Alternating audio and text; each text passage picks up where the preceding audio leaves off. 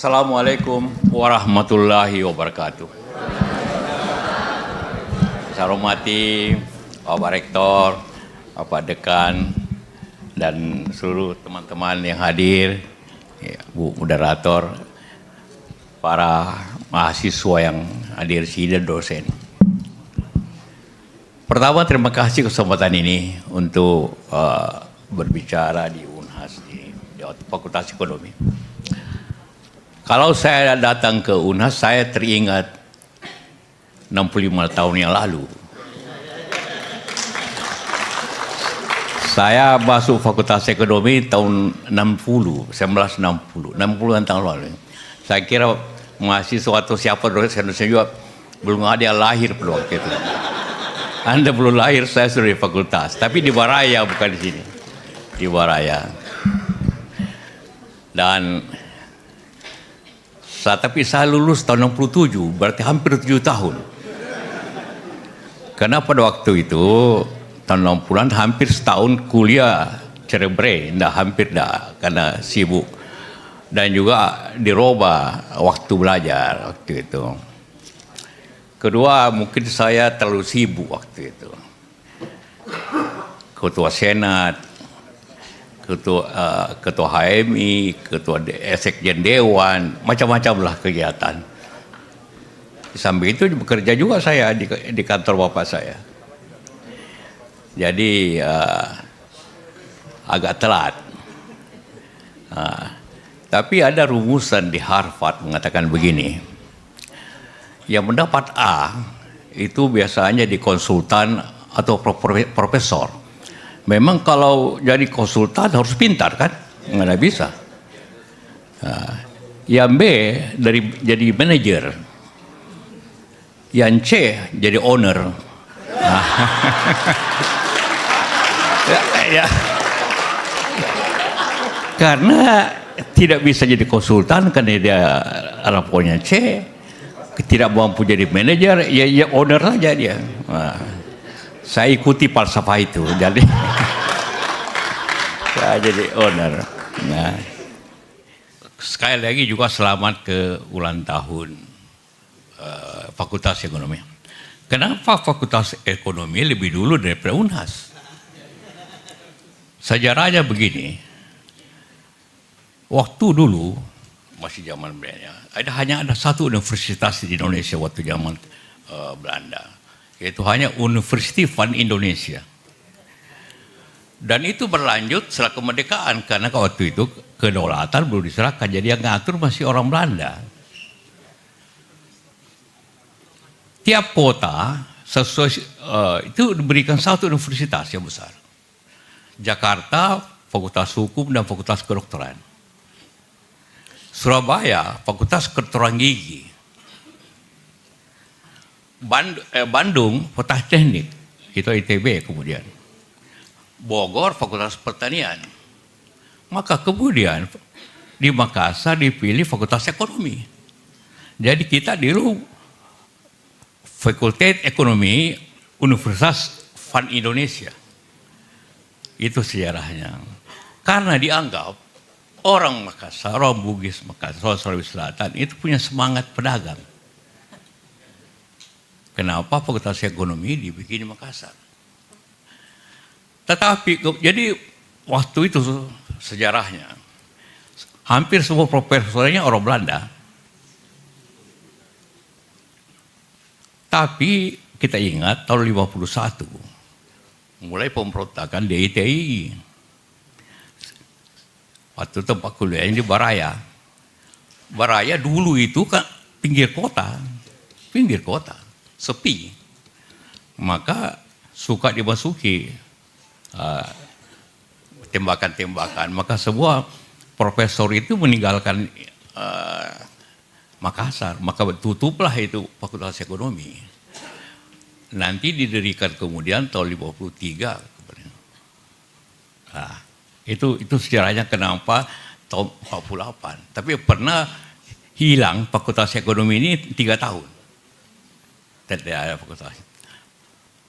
Kampusnya masih ada, tapi tidak ada, pokoknya pindah ke Jakarta. Nah, itu sejarahnya. Kenapa Itu terjadi. Nanti kemudian saya masuk tahun 60. Alumni pertama Fakultas Ekonomi itu namanya Pak Dr. Toban, orang Toraja justru. Toban. Pernah jadi dosen di ekonomi. Toban. Ya. Dan sampai berlaku sekarang. Saya masuk tahun 60, nomor stabuk saya 501. Saya masih ingat. 501.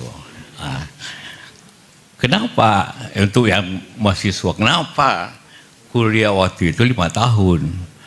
Karena belum S1, Dr. Andes. Dr. Andes itu sama dengan S2 sebenarnya. Karena ijazah kita tertulis dapat melanjutkan ke mendapat doktor. Jadi berarti S2. Ya, pantas lama. Saya bisa lebih lama lagi. Ya. Dari mahasiswa, kalau aktif di universitas aktivis, jangan takut. Karena kepintaran itu ada 2, ilmu atau pengalaman, leadership. Nah, saya memilih yang kedua, agak lama tapi banyak kepengalaman. Ya, yang kedua, tak sengaja pilihnya. Agak sedikit juga saya memanfaatkan situasi. Karena bapak saya punya syarat, kau boleh kawin kalau sarjana. Wah, ini susah juga ini. Akhirnya waktu itu pembimbing saya Pak Watimena, mungkin masih ingat yang tua Watimena ya. Saya tanya beliau, Pak, skripsi itu minimum berapa halaman? Bilang 50. 50. Itu grafik boleh masuk nggak? Tergantung konteksnya. Maka saya pilihlah skripsi 54 halaman. Termasuk grafik-grafik.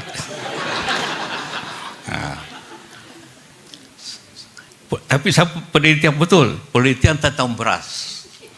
Jadi saya ke daerah, saya Sulawesi Selatan sampai lumbung beras.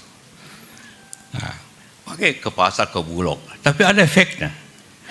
Begitu kepala Bulog mau pindah ganti, semua minta saya ganti. Loh, Pak Gubernur, Panglima waktu itu, Pak Gubernur datang ke ibu bapak saya kepala Bulog. Kenapa? Karena skripsi saya tentang beras. Ya, jadi skripsi juga penting itu.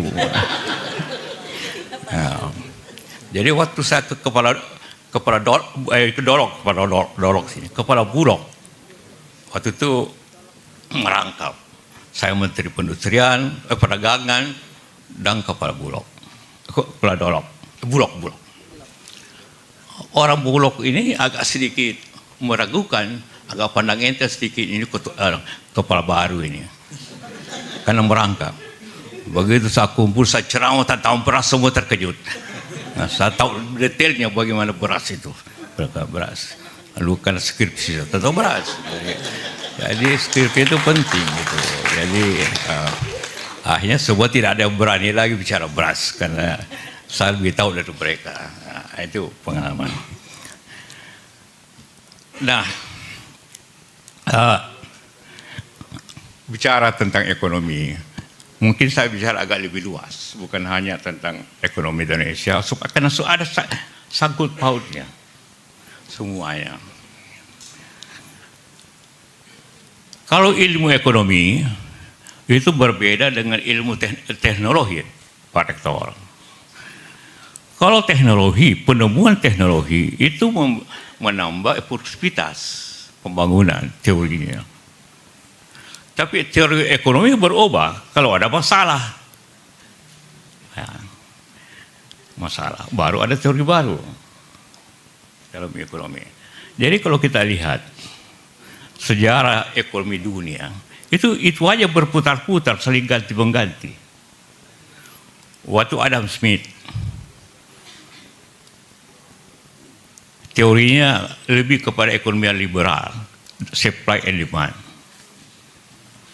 Lebih liberal, ekonomi pasar, seperti itu. Tapi efeknya, kemudian terjadi krisis besar tahun 1930.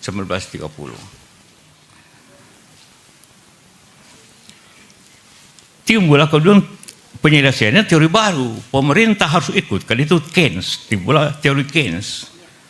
Bahwa pemerintah harus masuk ke sektor ekonomi. Teori Keynes. Setelah itulah maka Amerika membangun infrastruktur, membangun dam besar supaya rakyat bekerja. Ini berlangsung terus. Peranan pemerintah harus mempengaruhi ekonomi, bukan hanya ekonomi pasar yang jalan. Tapi kemudian kadang-kadang pemerintah lagi terlalu jauh masuk, ekonomi juga jadi susah. Maka timbullah lagi teori baru lagi, kembali ke pasar. Ini propori oleh Dr. Friedman dari Chicago. Kembali lagi, awal mulai ekonomi pasar, kemudian karena ekonomi pasar, maka timbullah globalisasi setelah itu. Globalisasi dasarnya comparative advantage. Artinya orang akan memilih tempat produksi yang murah. Nah, timbullah industri karena globalisasi yang berpindah. Contohnya timbul di Cina, produksi yang murah. Orang beli dari Cina semua karena murah.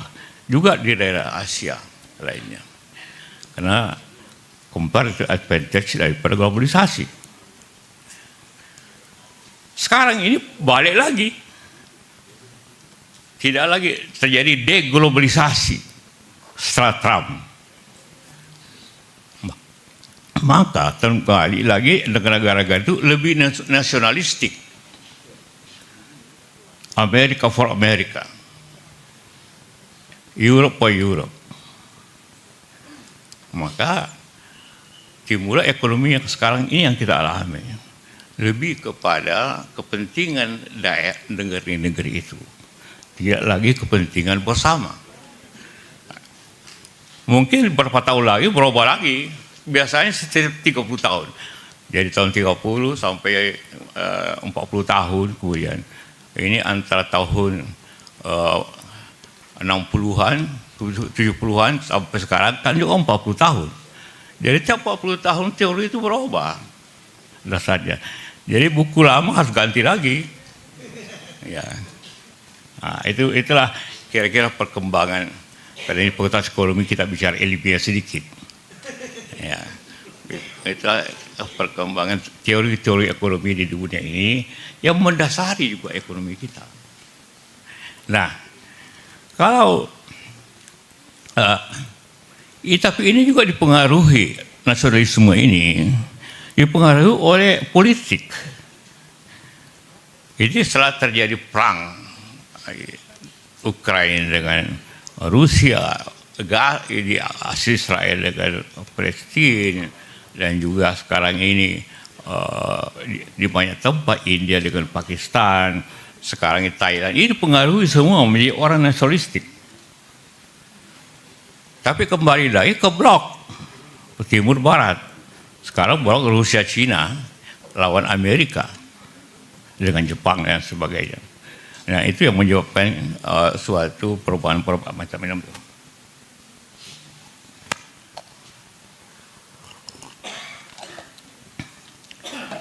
Itulah menyebabkan kondisi ekonomi suatu negara terjadi perubahan-perubahan cara kita. Sebagian kita masih sisa globalisasi. Globalisasi itu cirinya pembebasan liberal, ekonomi liberal, di suatu negara, pembatasan biaya masuk, pembebasan biaya masuk.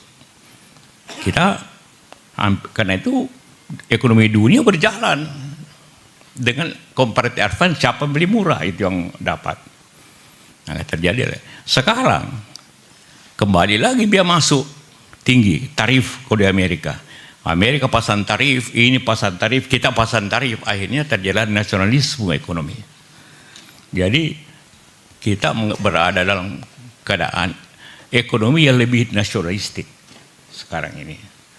Itu yang mempengaruhi ekonomi Indonesia. Sebelum masuk ke ekonomi Indonesia, tentu kita sebagian berasal dari globalisasi. Sekarang mulai kita berada di ekonomi yang lebih nasionalistik di dunia ini. Ini ada hubungannya dengan politik juga. Ya. Itulah kondisi. Nah, sekarang kita bicara tentang ekonomi Indonesia dengan dasar keadaan sekarang, kondisi hari ini. Kita mengetahui bahwa kita mempunyai suatu tingkat, ini kondisi ekonomi kita. Kita melihat pertumbuhan dunia sudah agak kita terpengaruh sudah baikan, tapi belum seluruhnya. Yang mempengaruhi kita antara lain ialah apa penghasilan terbesar kita. Kita berada dalam kondisi ekonomi menengah, pendapatan menengah. Pendapatan menengah itu ialah bahayanya bisa terjebak dalam ekonomi menengah. Kita sekarang terjebak di dua hal. Terjebak dalam ekonomi menengah dan terjebak dalam natural resources. Kita terlalu mengandalkan kita kaya, apa saja itu terjebak dalam kondisi natural resources. Tapi kedua, kita juga terjebak, karena tidak terjebak di situ, maka kita terjebak dalam penghasilan negara garis menengah bawah. Jadi selalu kita ucapkan kita akan mendapat ekonomi zaman emas tahun 45, ekonomi emas. Kalau kita artikan dalam sisi ekonomi, ekonomi kan dibagi pendapatan rendah, pendapatan menengah, dan pendapatan tinggi. Pendapatan tinggi, pendapatan menengah itu antara 5.000 sampai 15.000. Menengah bawah, menengah tengah, menengah atas. Kalau ingin kita masa emas, berarti kita harus mempunyai pendapatan di atas 15.000 US dollar. Berarti ekonomi kita harus naik 3 kali lipat. Ekonomi pendapatan itu pada national product, GDP. Nah, inilah masalah yang kita hadapi. Bagaimana kita lepas daripada dua hal ini. Lepas daripada pendapatan menengah atas, lepas daripada jebakan natural resources. Kita mempunyai natural resources, tapi kita salah dalam hal pengelolaannya. Kesalahan terbesar yang terjadi adalah semuanya prinsipnya suatu negara selalu memang ada insentif, tapi selalu insentif itu diberikan kepada manufacturing yang bisa memberikan pekerjaan, yang bisa transfer teknologi, dan bisa menaikkan ekspor. Manufacturing, nilai tambah. Yang terjadi adalah kita memberikan tax holiday ke natural resources. Itu kesalahan utama. Nikel jadi inilah kerugian terbesar ekonomi dalam sejarah ekonomi itu di nikel dan batu bara itu. Karena diberikan, jadi habis solusi tengah itu. Ya, jangan lihat angka statistik mengatakan pertumbuhan terbesar di Sulawesi Tengah dan Maluku Utara. Kalau ya Anda lihat statistik pertumbuhan ekonomi. Tetapi pertumbuhannya bukan untuk rakyat, tapi untuk yang mempunyai tambang dan Cina. Karena jadi ekspor nikel itu sebagian seluruhnya tidak bayar pajak apapun terkecuali royaltis. Bayangkan kerugian negara luar biasa di situ. Dan itu terjadi tahun 2020, saya sudah tidak di pemerintahan.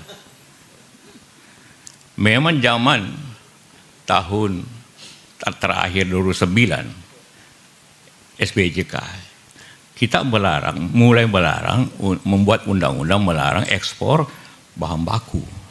Harus dikelola, istilahnya Pak Jokowi hilirisasi, sama dengan industrialisasi. Itu wajar.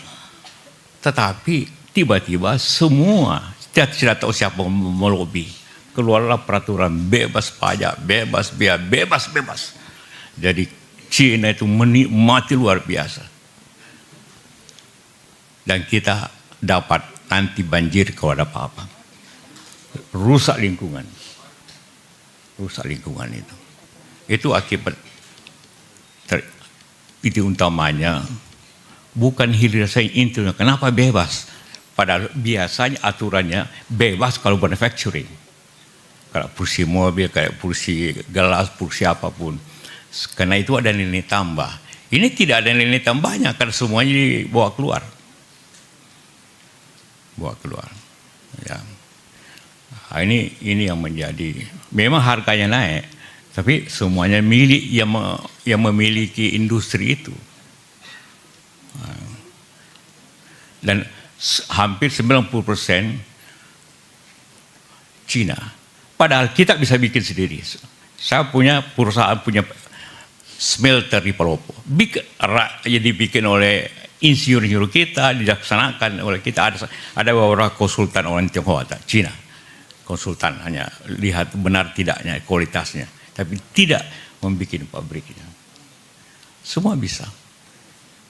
Nah, inilah yang menyebabkan kenapa terjadi kelembatan ekonomi di Indonesia. Di samping itu juga hukum kita berubah-ubah dan juga mudah diatur. Mudah diatur di DPR, mudah diatur di macam-macam. Akhirnya tidak ada kepastian bagi investor. Kenapa investor kita itu tidak sebesar di Vietnam, tidak sebesar di Thailand, tidak sebesar di Malaysia. Sehingga pertumbuhan ini menjadi masalah. Bagaimana kemudian kita perbaiki itu? Dunia sedikit membaik. Hanya naik 0, tapi pertumbuhan di negara-negara yang besar, Amerika, Cina sekarang menurun akibat perang dagang Amerika. Eropa juga menurun ekonominya. Maka pasar kita juga tidak besar lagi. Kedua, akibat perang itu di mana-mana, kebutuhan energi menjadi berkurang. Dan kebutuhan industri berkurang. Karena itu harga batu bara menurun, harga nikel menurun. Satu-satunya yang naik copper, tembaga, dan emas. Jalannya menurun. CPO juga ada penurunan keadaan naik. Salah satu sektor lain juga yang menyebabkan ekonomi kita itu penuh dengan tantangan ialah minyak. Waktu zaman tahun 80-an, 90-an, kita mengproduksi dan mengekspor minyak karena produksi kita 1,5 juta barrel per hari. Sekarang sisa 600. Dalam pihak konsumsi kita naik dari 500 menjadi 1 juta, 1,5 juta. Jadi kita mengimpor minyak hampir 1 juta barrel per hari. Dalam pihak kita konsumsi. Nah, akibat hal itu terjadilah penurunan pajak karena ekspor turun dan investasi dalam negeri juga tidak setinggi. Harga mineral menurun, maka pajak menurun. Maka pajak menurun, diatasinya bagaimana? Diatasi dengan utang. Maka terjadilah kita penerimaan pajak menurun. Kenapa pajak menurun? Ya tadi saya katakan, karena ekonomi melambat. Saya cek di Jakarta, kelihatan pasar. Jadi kesalahan juga utama kadang-kadang para pejabat itu hanya bicara tentang pasar saham. Padahal di Indonesia ini itu pasar saham itu lebih banyak spekulasi. Pasar yang tidak bisa spekulasi, ya pasar Tanah Abang, pasar sentral di sini, pasar Senen, dan sebagainya. Ekonom selalu bicara pasar saham, marah waktu itu. Apa ini? Bicara terus pasar. Lihat dong pasar Tanah Abang, lihat dong pasar Senen, lihat dong pasar sentral di Makassar, lihat pasar Kliwon. Di situ ekonomi lebih nyata daripada pasar yang di sini. Saya tanya, orang mengatakan, iya pasar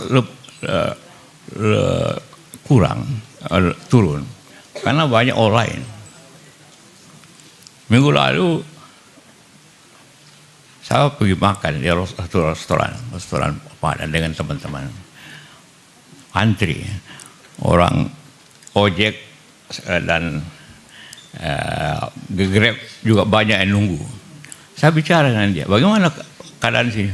Wah, turun 40-50% pendapatan dibanding 2-3 tahun yang lalu.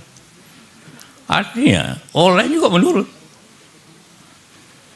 Karena itu untuk melihat online itu berhati, lihat ojeknya. Dia sibuk atau tidak? Penghasilannya dulu 150 turun jadi 60-70. Terpaksa dan kebanyakan juga yang buat jadi ojek. 25% daripada pengemudi Gojek dan Grab itu sarjana. 25%. Ya, karena terlalu banyak sarjana dihasilkan oleh universitas, Pak Rektor, dibanding lapangan kerja. Ya. Dan jangan menghasilkan terlalu banyak sarjana. Lebih banyak pelatihan atau apa namanya ya lebih banyak itu pelatihan dibanding dengan sarjana. 25%. Di Jakarta saya bicara gubernur, banyak Pak penyapu jalan itu sarjana, dilamar oleh sarjana. Dia hanya kasih ijazah SMP-nya, baru kemudian baru tahu bahwa dia sarjana. Begitu lapangan kerja masih berkurang. Di Cina, ini bicara universitas, kita penduduk 280 juta, ada 4.500 perguruan tinggi. Di Cina penduduknya 1,4 miliar, universitasnya hanya perguruan tingginya hanya 2.500. Tapi pelatihannya luar biasa di mana-mana. Apa istilahnya di sini? Di vokasi. Ya, vokasi, politeknik, vokasi dan sebagainya. Itu semuanya lebih penting daripada sarjana yang begitu banyak. Karena kalau yang itu yang terjadi. Nah, kenapa daya beli menurun? Berarti pendapatan menurun. Kenapa pendapatan menurun? Karena ekonomi agak menurun. Karena hubungannya. Kenapa banyak pengangguran? Karena lapangan kerja dan sebagainya. Jadi apa yang kita mesti lakukan? Ya, memperbaiki sistem dan memulai kepada produk. Tapi masalah yang paling utama, bagaimana hukum itu, baik hukumnya dan pelaksanaannya, itu lebih terjamin kepada sesuatu. Saya 3 bulan lalu ke Vietnam. Saya tanya, ada banyak pengusaha Indonesia di Vietnam yang pindah dari sini. Kenapa? Di sini Pak, kalau kita datang tanya mau apa, mau bikin pabrik, ini butuh berapa hektar, langsung pemerintah yang melakukan. Kedua, hukumnya jelas.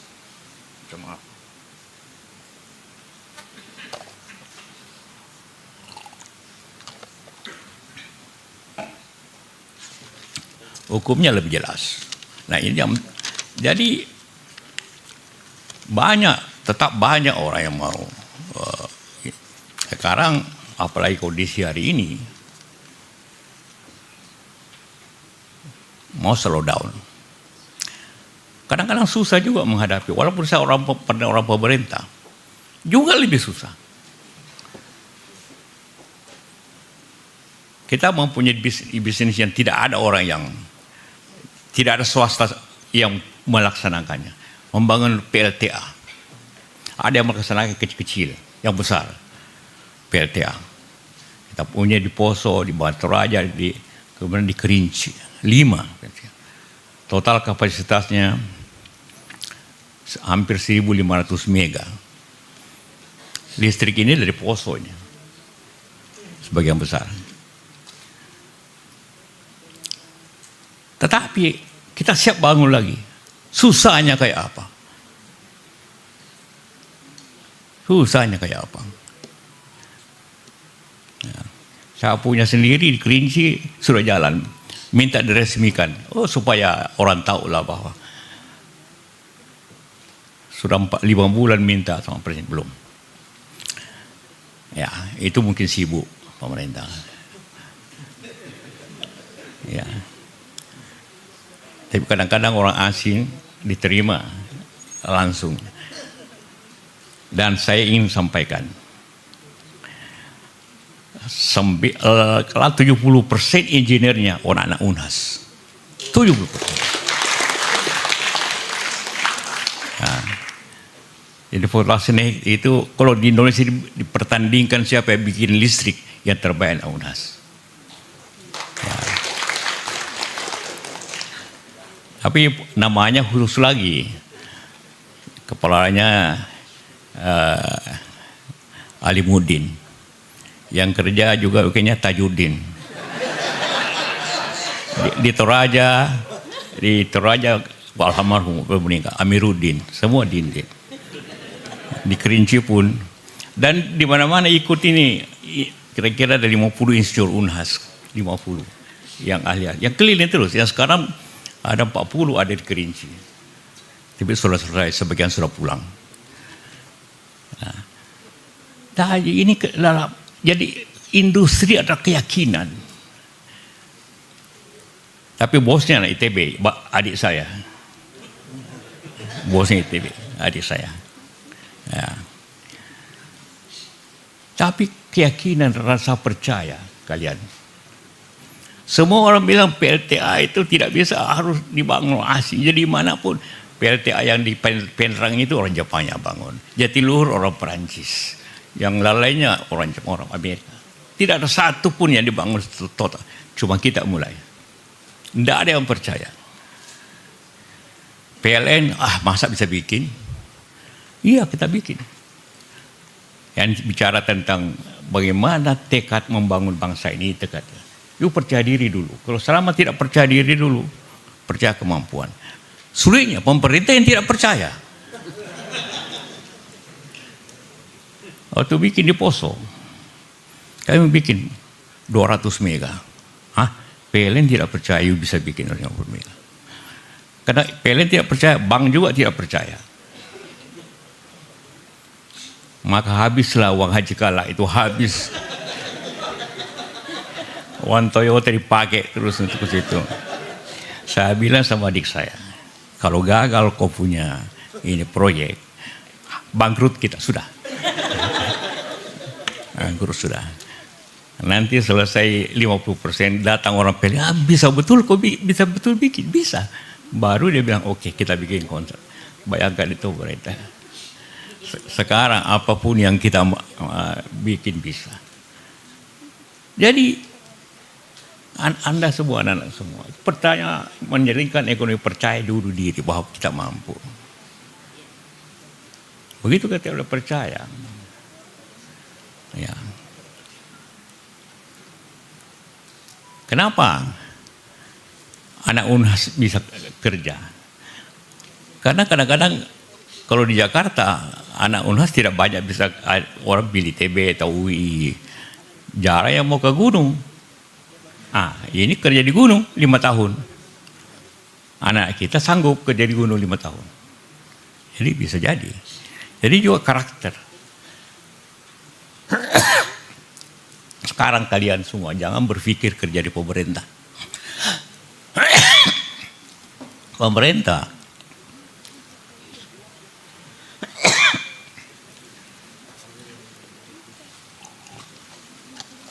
sudah mengurangi anggarannya ke daerah. Jadi tidak mungkin terjadi suatu ekspansi di pemerintah. Nah, kalau kita lihat sejarah ekonomi di Indonesia,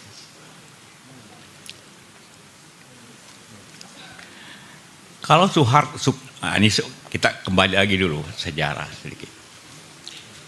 Kenapa saya bicara sejarah? Waktu saya tamat di Unhas, saya langsung dikasih SK untuk jadi dosen. Wah, saya tanpa saya minta. Karena waktu saya mahasiswa, asisten dosennya Pak Ambar, almarhum. Dan Pak Ambar itu asistennya Pak Hatta kalau datang. Tapi yang kerja saya. Karena kalau Pak Hatta datang mesti dijemput. Saya ada mobil bapak saya, jadi pakai mobil bapak saya pergi jemput. Nah, kalau pagi-pagi dijemput ke sini kuliah di Uberaya, saya pula disuruh minta catat kuliahnya Pak Hatta. Besok malam saya ketik di rumah, bayangkan itu.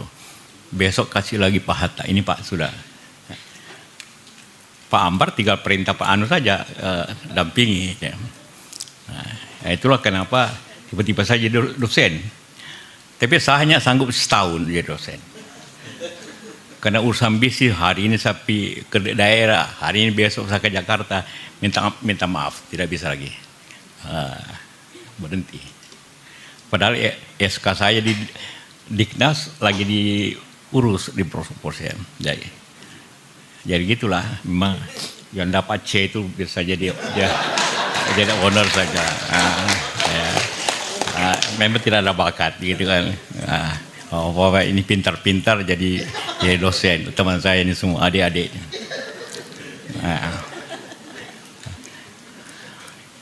Nah, ekonomi zaman Soekarno terlalu banyak perjuangan pada waktu Dukora, Trikora dan sebagainya, hingga ekonomi kita kemudian krisis di tahun 65. Inflasi sampai 600% pada waktu itu. Bisnis tidak jalan. Politik masalah. Nah, ini masalah. Jadi apabila krisis politik dan krisis ekonomi bersamaan, itu ganti rezim. Pak Harto menggantinya, maka jadi sebenarnya lebih teratur awalnya. Lebih teratur. Karena itu ada repelita, ada pembangunan 5 tahun, teratur. Tetapi kemudian, presiden itu memang tidak boleh lebih daripada 10 tahun. Kenapa zaman Pak Harto 10 tahun pertama bagus? Karena anaknya baru sekolah SMP, SMA. Begitu 10 tahun sudah tamat semua, punya bisnis masing-masing. Tidak salah bisnisnya, cuma jangan diprioritaskan. Nah, Pak Harto berakhir akibat krisis finansial Asia tahun 97-98. Apa yang terjadi di situ?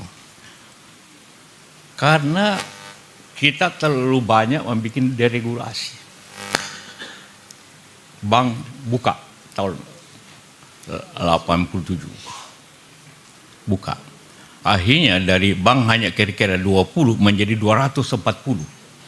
Semua orang bikin bank. Jor-joran. Akhirnya macet, banyak macet. Lah krisis Asia. Kesalahan pokok ini bagi siapa yang nanti memegang polisi. Apa kesalahan pokok kita di penyelesaian krisis 97-98. Ialah pertama, kebijakan Pak Harto ya blanket guarantee. Semua bank yang macet itu diambil alih oleh pemerintah. Banyak orang sengaja memacetkan banknya agar dapat BLBI.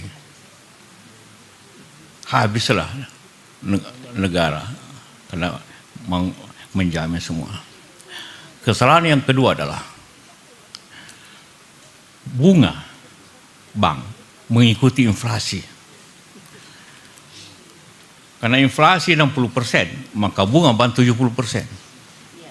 Ini gas dirut BTN tahu itu. Kesalahan besar di situ. Dan waktu zaman saya di pemerintahan, saya ganti semua itu dengan undang-undang.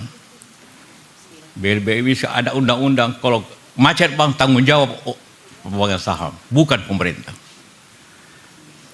Kemudian dibentuklah LPS, Lembaga Penjaminan Simpanan. Jadi bukan lagi pemerintah, tapi asuransi. LPS itu asuransi sebenarnya. Kedua, bunga. Ini sebenarnya riba nih, haram semua ini Anda bikin. Salah ini. Karena selalu bunga. Ini para profesor ini, profesor yang memegang kendali pemerintahan yang bikin ini. Saya marah semua pada waktu itu. Saya protes kemarin Menteri Keuangan. Apa ini dasarnya Anda membuat bunga di atas inflasi? Semuanya inflasi naik terus. Ini untuk pelajar teori sedikit ya, yang mudah-mudahan. Akibat inflasi waktu itu naik, ditambah bunga, makin inflasi. Maka waktu kemarin saya bikin kebijakan bunga rendah, harus single digit. Dan sampai sekarang saya kasih target Bank Indonesia dan Menteri Keuangan waktu terakhir Pak Sri Mulyani, enggak, kamu kasih single digit 7% hanya untuk dagang. Gimana Pak? Pokoknya turunkan. Kesalahannya, ini bahayanya pendidikan Amerika. Dia berbicara rupiah, pikirannya dolar. Memang kalau dolar, kalau naikkan bunga, dolar kembali ke Amerika. Kalau turun bunga, dolar keluar lagi. Karena orang cari yang lebih tinggi. Kita rupiah, mau apa saya bilang? Emangnya aku di Singapura rupiah, emangnya aku lagi mana? Mau 0% pun saya bilang rupiah tetap ada di bank. Mengarah saya. Ya Pak, ya Pak. Nah, jadi itulah kenapa teori bunga rendah itu terjadi. Setelah saya berkali-kali tekanan tidak, salah ini kebijakan. Kebijakan salah, bunga di atas inflasi. Selalu berpikir Amerika. Semua waktu itu ekonomi kita dari Amerika. Dia anggap dolar itu rupiah sama dengan dolar. Tidak sama sekali. Ya. Walaupun you kasih 1% saya bank kasih. Emangnya dolar bisa rupiah pergi Singapura? Enggak, makin tidak laku. Kita terbalik. Itu kesalahan pokok kenapa kita salah ekonomi lambat akibat dua kesalahan ini. Sampai sekarang bank ini masih BCA, bank masih pegang BLBI, bunganya 12%. Nah, ini kesalahan kebijakan yang terjadi seperti itu. Kedua, ya, bagaimana sekarang pertanyaannya? Bagaimana kita menyamakan? Iya.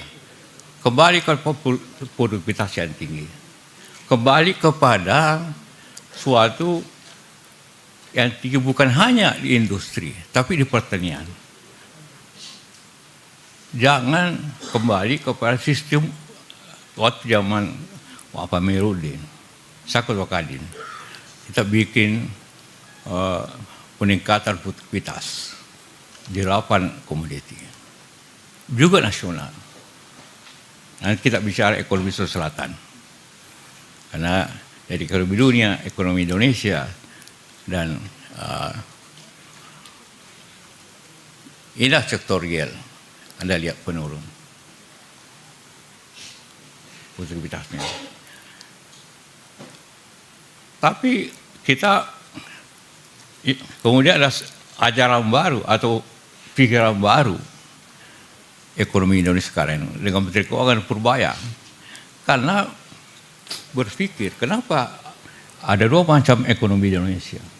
Ekonomi formal dan underground ekonomi. Yang mereka sebut abu-abu. Tidak bayar pajak, biaya cukai diatur, atau korupsi macam-macam. Itu dibongkar underground ekonomi. Dibongkar Morowali. Kenapa kita dirampok habis-habisan di Morowali?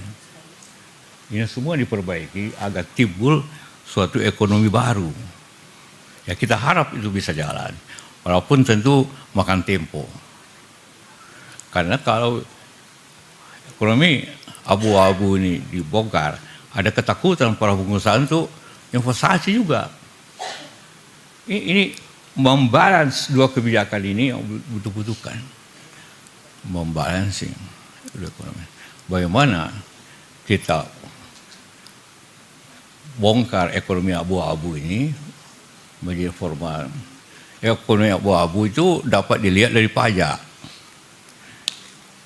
Kenapa ekonomi berkembang tapi tax ratio menurun? Tax ratio kita 10%, kira-kira 10%.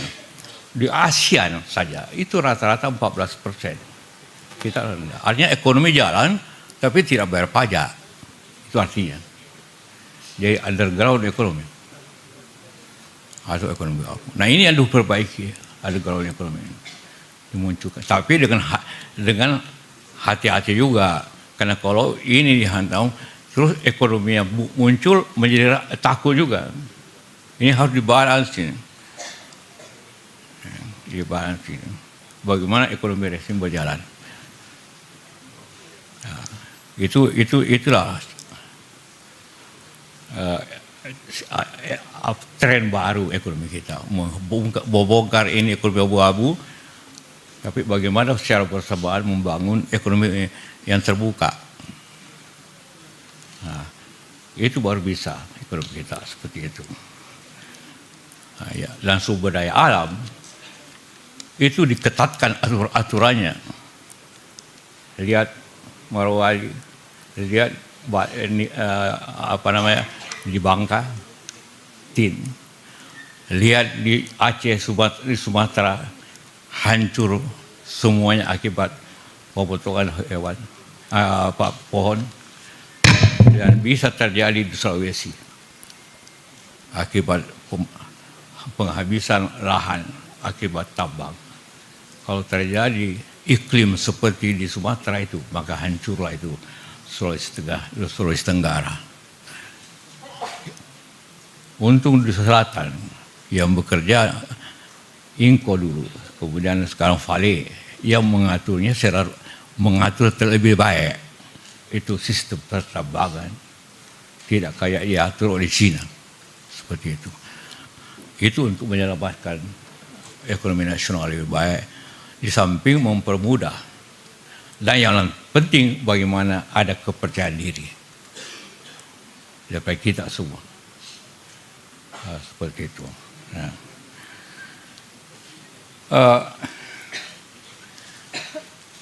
Kalau bicara pertumbuhan masa datang, itu namanya asumsi. Asumsi tergantung asumsinya apa. Jadi kalau pemerintah asumsinya 5,4%. Tapi dunia IMF di bawah 5%. Kita tunggu aja apa yang terjadi. Saya bukan peramal untuk meramalkan itu. Tapi kita bekerja sebaik-baiknya untuk ekonomi kita semuanya.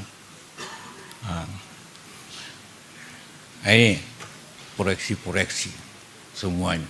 Bagaimana? Tapi kita tunggu aja apa yang terjadi. Asal BPS lebih objektif. Karena ini ditentukan ditentukan oleh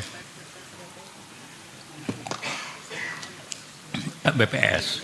Dan laporan BPS tergantung laporan kementerian. Iya. Saya pernah debat besar tentang produksi padi dengan Amran dulu. Hanya dicapai suatu formula yang lebih baik. Nah, sekarang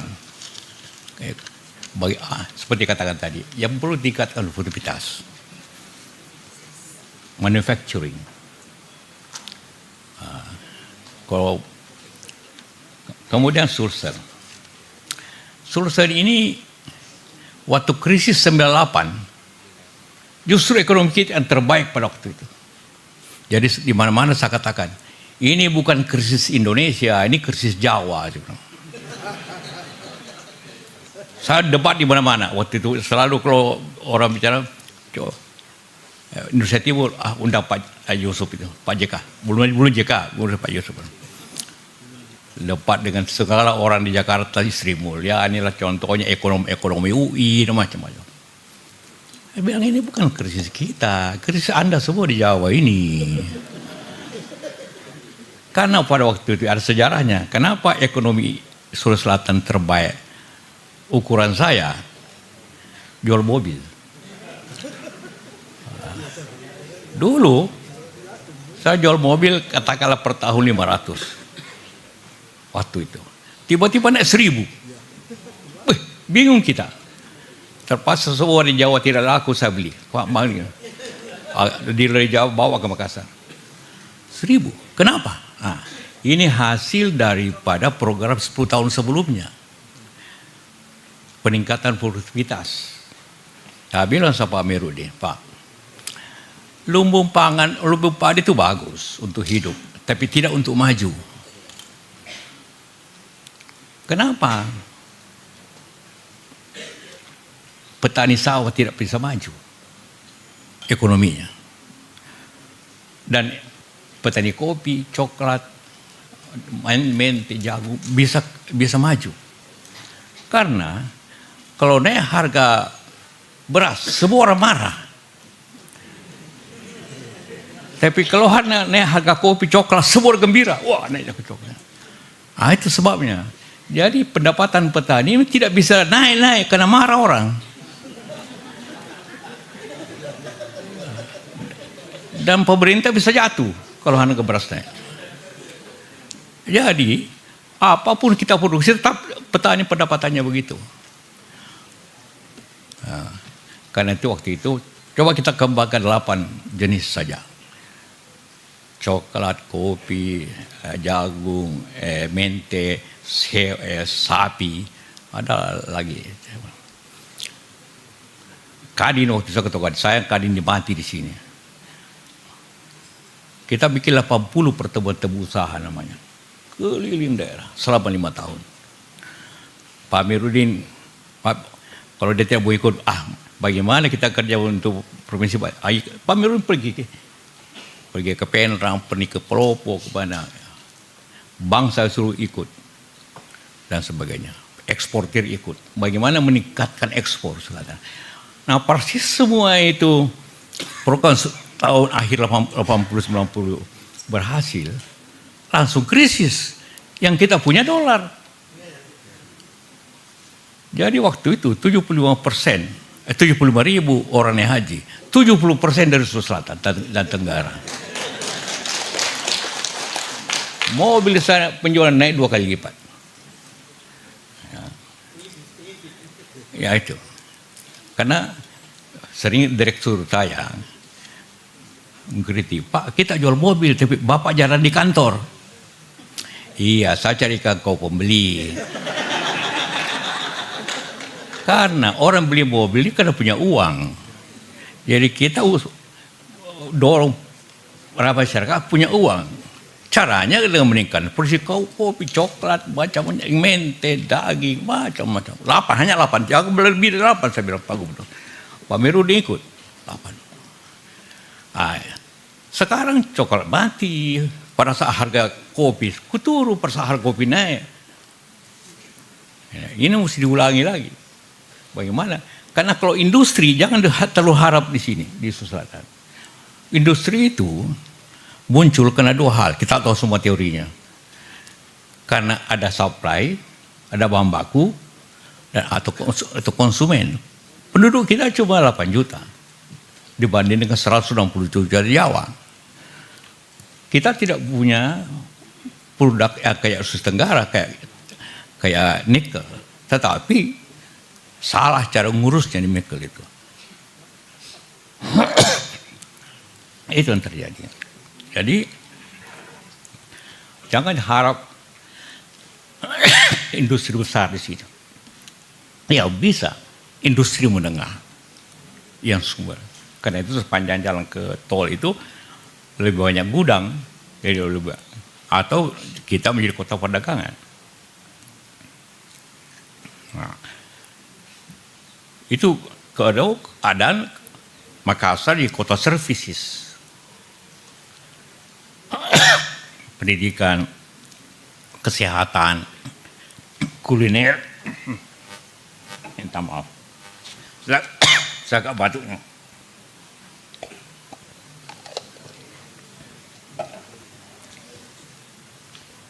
Itu bisa terjadi.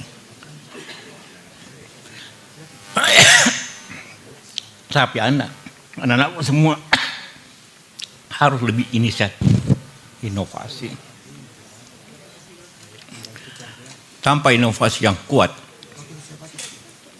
dan kerja yang kuat tidak terjadi. Itulah tentang ekonomi kita di ini. Jadi solusinya apa yang lain? Solusinya ingat sejarah kenapa Fakultas Ekonomi tanpa Pulau apa didirikan di sini. Karena orang Sulawesi dianggapnya banyak entrepreneur, banyak pengusaha. Sekarang hilang hampir semuanya. Tahun 60-an, 70-an. Pengusaha yang kuasa di sini ya banyak. Ada Latanrang, ada Sonusi, ada Padewiri, ada siapa-siapa, ada Ajikala, ada macam-macam. Ada 200. Sekarang tunjuk di mana saja, kemana, tutup mata. Tunjuk ke sana yang punya tanah, cipta apa namanya, Ciputra. Di sana, di Lipo, di sini Sumarekon, di sini macam-macam. Tidak ada lagi pengusaha nasional yang kuat. Dulu gedung yang pertama bertingkat, kita punya bertiga. Jadi saya balik dari aktivis mahasiswa ke aktivis usaha. Aksa ikut. Kenapa kau berhenti sekolah Aksa? Ya kita mau ikut saja bekerja sama kita. Karena kita sudah berhenti, saya juga berhenti. Padahal dia belum tamat. Ya, Alwihamu juga begitu. Alwi, kau kembali sekolah? Sudah Pak, kita ikut aja. Nah, jadi semua kita ikut dan mula-mula kerja. Tapi setelah itu masing-masing buka usaha dan gedung bertingkat yang pertama di Surat Makassar ini saya punya, Aksa punya, Alwi punya. Itu modalnya satu dari aktivis mahasiswa. Yang balik. Dan tidak suruh Alwi Aksa tidak tamat. Saya untung saja masih tamat. Karena bapak saya bikin aturan tidak boleh kawin kalau tidak sarjana, bagaimana caranya? Bagaimana caranya? Jadi itulah. Jadi kegiatan kemahasiswaan Pak Rektor. Jangan didorong bahwa dia demo-demo sedikit. Ya silakan aja. Nah, dia berkelahi sedikit. Ya sudahlah. Ada manfaatnya loh berkelahi. Kalau tidak berkelahi selalu antar fakultas teknik di sini dengan sosio-sosial, Tidak bikin kampus baru.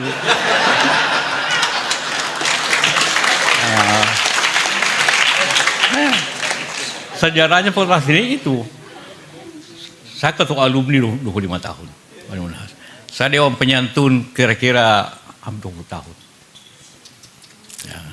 Sejak tamat langsung sekretaris dewan penyantun. Sampai di MBA awal. Habislah.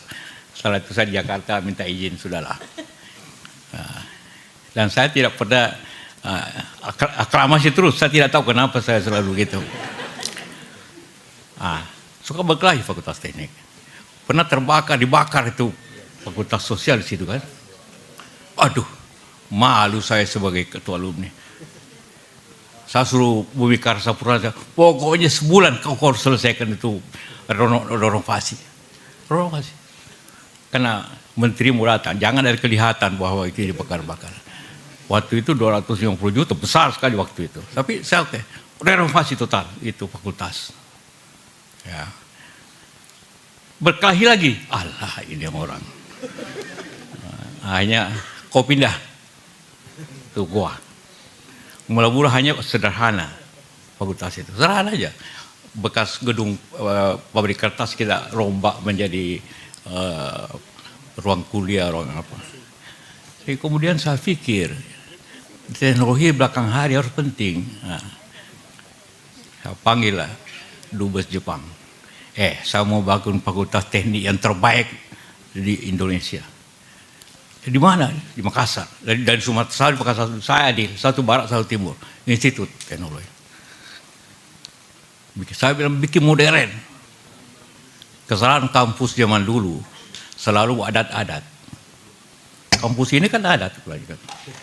Gedung Makassar, ada dulunya apa. Saya bilang itu adat kembali masa lalu. Masa lalu itu namanya museum. Kalau ke depan itu universitas.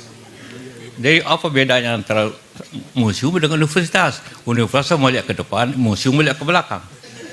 Jadi kalau mau adat-adat, ya jadilah museum. Harus modern. Karena itu gedung fakultas itu postmodern. Saya minta arsiteknya bikin yang modern. Nah, itulah kejadiannya. Kenapa? Dan sekarang semua universitas di Indonesia berubah semua. Dari adat ke modern. Yang paling adat itu UI justru. Saya bilang ini punya kedua, saya bilang sama rektornya, Pak Rektor, ini kampusnya kampus zaman Majapahit. Ini kan bata-bata kan? Itu. Sama bandara. Cerita sedikit ini pengalaman kan, karena jarang saya datang sini kuliah. Zaman bandara itu, bandara selalu adat-adat, ikut Jakarta. Di sini bangun baru, arsiteknya dari Prancis loannya. Gambarnya ada Bugis, ada Toraja. Tapi untuk dia berkelahi antara Bamban dengan Tutut. Tidak jadi. Saya di pemerintahan, masih Menko Kesra saya. Bikin ini. Kemudian Wapres. Ya bikin bandara, tapi modern. Artinya yang datang cepat keluar, yang mau pergi nyaman duduk. Itu intinya airport. Kasih modern. Jangan pakai adat-adat.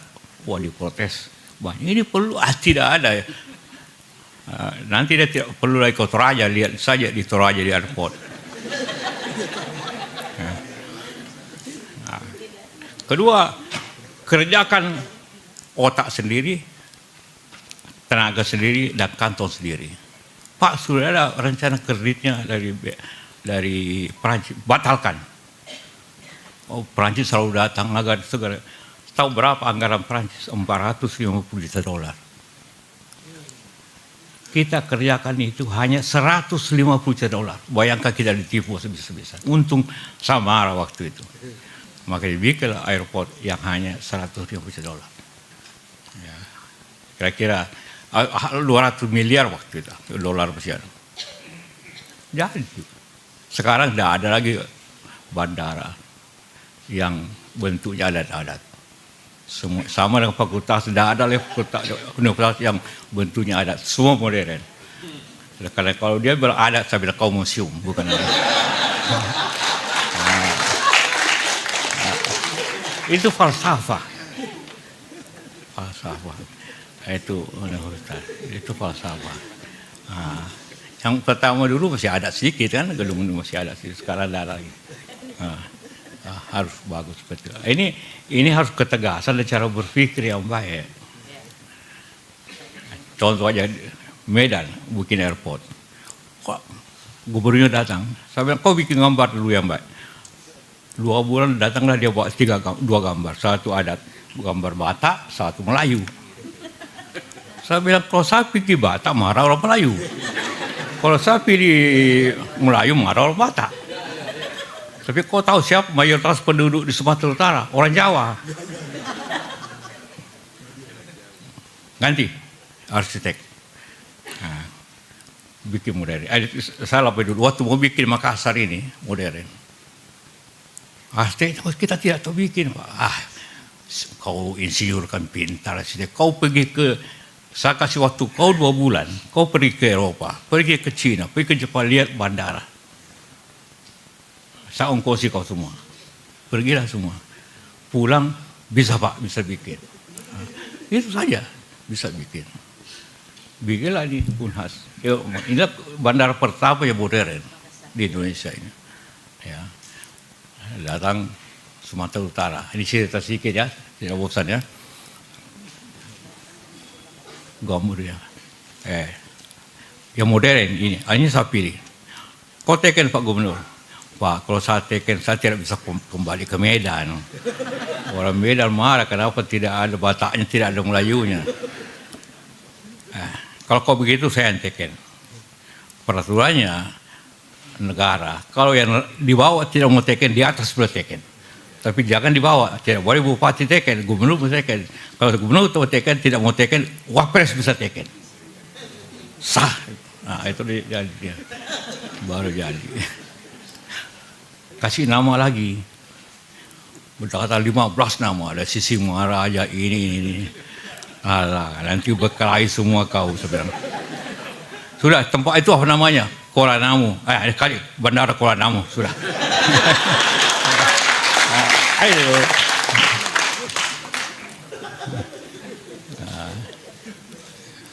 Itu kira-kira bagaimana bikin perubahan. Ini belajar pemerintahan. Bagaimana bikin perubahan. Harus memakai otak dan memakai tangan. Ketegasan. Kalau saya tidak pakai otak dan tegas tidak jadi. Nah, inilah pelajaran udah semua. Siapa tahu di belakang hari. Kembali ini, pertama bangsa harus optimis. Tapi optimis saya tidak cukup. Harus inovasi. Inovasi saya tidak cukup. Harus kerja keras. Kalau hanya jangan kita mengerit saja apa yang kita alternatif bisa kerjakan. Kenapa Cina maju? Dia pakai 996 teorinya. 996. Masuk bekerja jam 9 sampai jam 9 malam. 6 hari kerja. Berarti dia bekerja 72 jam seminggu. Kita bekerja 43 jam seminggu. Baru bisa maju. Tapi bukan lagi itu. Petani juga kerja keras, tapi bekerja smart. Memakai ilmu. Sekarang bahaya. Murid bisa lebih pintar dari dosen karena ada AI. Ya. Itulah kira-kira bagaimana kita maju. Optimis tapi harus inovatif. Harus bekerja dengan betul.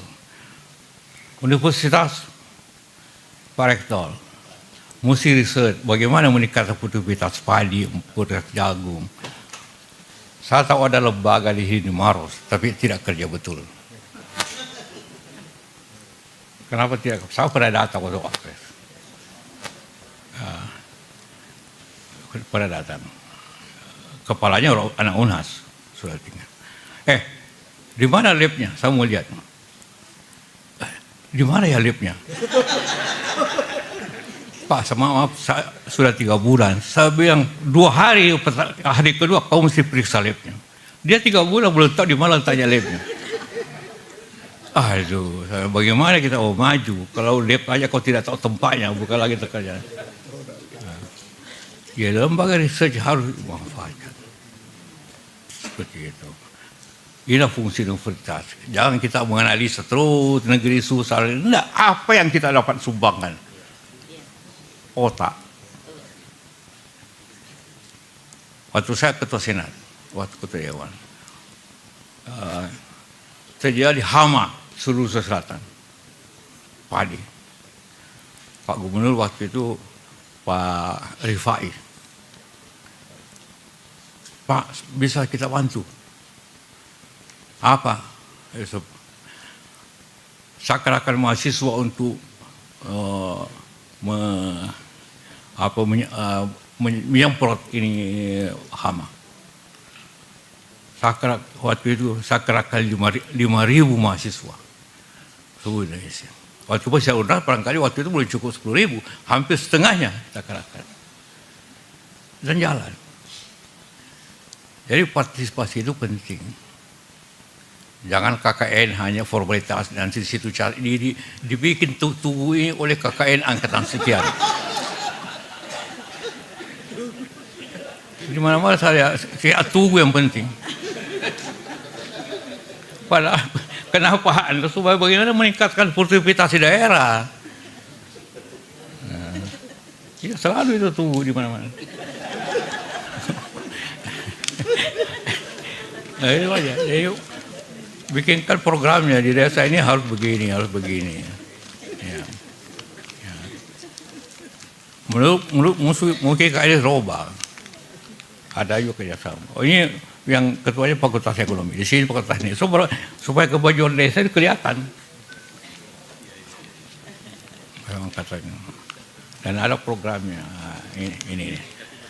Saya kira itu minta maaf. Wah. Ya, surat yang 11. Saya agak ini ceramah ekonomi gado-gado gitu kan. Tapi mahasiswa seperti ini ngerti menggunakan otak. Tapi bukan hanya otak, tangan untuk bekerja dan kantong.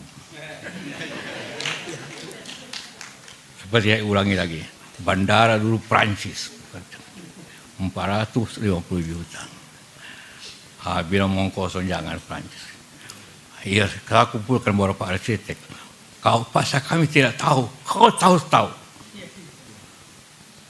Kau buat terus terfoto semua, di mana WC-nya itu, bandara di mana. Akhirnya bisa bikin. Uang saya minta Bank Indonesia. Kasih jangan utang luar negeri, kasih bank. Karena bank bandara berpenghasilan. Sekarang dulu asal bangun tidak percaya diri. Itu yang saya ajarkan di pemerintahan, percaya diri.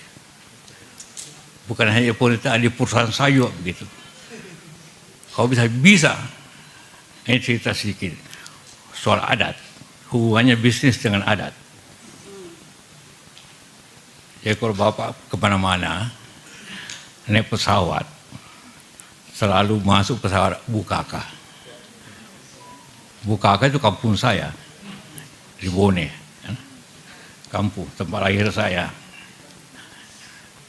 Lalu waktu pemerintah mau tambah Cengkareng, belum Karabarata namanya, Karabarata itu Boarding Bridge namanya, Boarding Bridge, Tender Boarding Bridge. Ini adik saya Ahmad, ini insinyur, betul insinyur. Dikasih penghargaan tidak mau. Biasanya orang minta penghargaan, dia dikasih insinyur utama apa namanya itu, boleh kayak terus kausanya kita. Mau dikasih oleh kementerian, tidak mau dia, jangan. Itu penting banget. Jangan, saya tidak mau datang. Ya, tapi dia kerja di Pak Bedik, dia kerja di proyek. Tender, dia ikut. hanya nomor 1.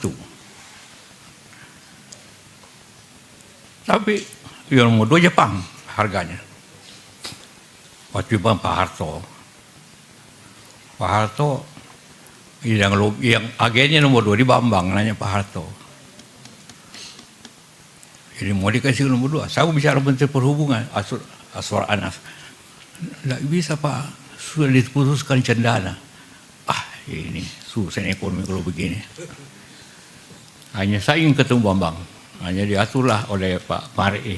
Dia banyak ketemu Bambang. Dia bertiga, saya berdua, saya dengan Ahmad. Termasuk Peter Gonta, satu siapa. Pertanyaannya begini, kita mau bikin, kita kan serendah, mestinya dapat. Kita tanya, Pak Yusuf bisa bikin nggak? Pernah punya pengalaman nggak? Ya tidak ada pengalaman, tapi bisa bikin. Bagaimana caranya? Bisa. Orang tidak bisa, lama bicara, pokoknya berdebat. Maaf saya, ini perusahaan Jepang bisa pengalaman. Terakhir, muncul Bugis saya, Mas Bambang. Saya ini orang Bugis. Orang Bugis itu lebih mati berdarah daripada mati kelaparan.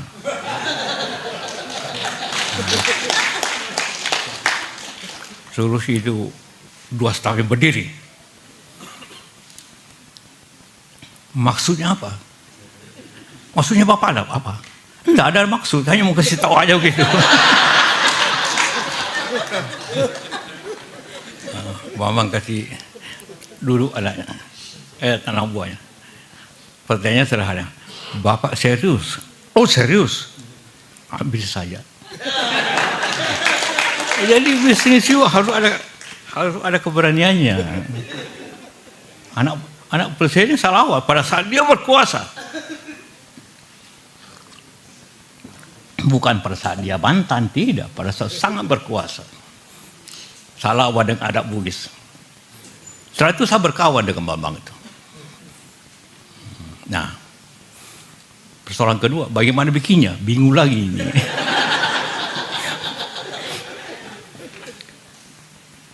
Ahmad cari di mana ada aero bridge. Jadi bikin di sini, di Asia ini.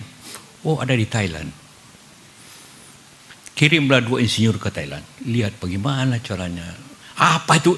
Apapun aero bridge tidak tahu apa.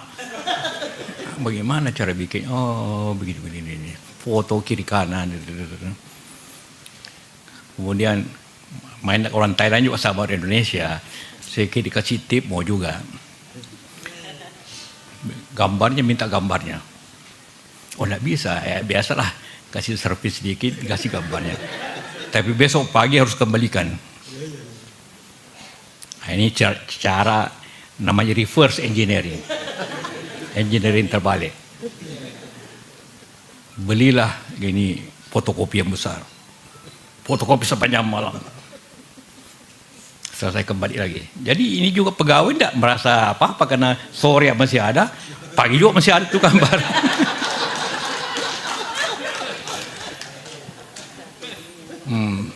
Besoknya itu fotokopi jual lagi, harga sudah bekas. Akhirnya ini bikinlah sesuai. Ini namanya reverse engineering. Dan sekarang kalau Anda ke Jakarta, seluruh Indonesia, ke Singapura, ke Malaysia, ke sekarang kita punya pabrik di India. Di India. Karena India harus dibikin dalam negeri, terpaksa bikin pabrik di India. Nah, jadi bisnis begitu, ada ilmu, ada trik, ada keberanian. Kalau saya tidak keberanian mengatakan saya orang Bugis bisa berdarah, tidak di itu. Nah, ini kenapa? Jadi kenapa Fakultas Ekonomi di sini? Kenapa kita harus kembalikan entrepreneurship? Habis di Makassar. Kalau tidak habis di Makassar. Kalau Anda semua hanya bicara melamar kemana-mana, bikin ide. Bikin ide. Saya masuk di perusahaan pegawai 1. Karena agak sulit inflasi. Tapi alhamdulillah sekarang mungkin pengikut saya lebih 10.000. Hanya dengan itu pembukaan otak dan kantong. Dan semua dalam negeri. Termasuk tadi yang sulit Gabarata itu. Nah, itulah saya kasih pesan. Ini pesan yang terakhir. Yang lainnya cerita, yang lain juga ilmu. Ada juga dia gabungan ini. Gabungan tentang ilmu, sejarah dan juga pesan-pesan adat. Ya. Terima kasih semuanya. Assalamualaikum warahmatullahi wabarakatuh.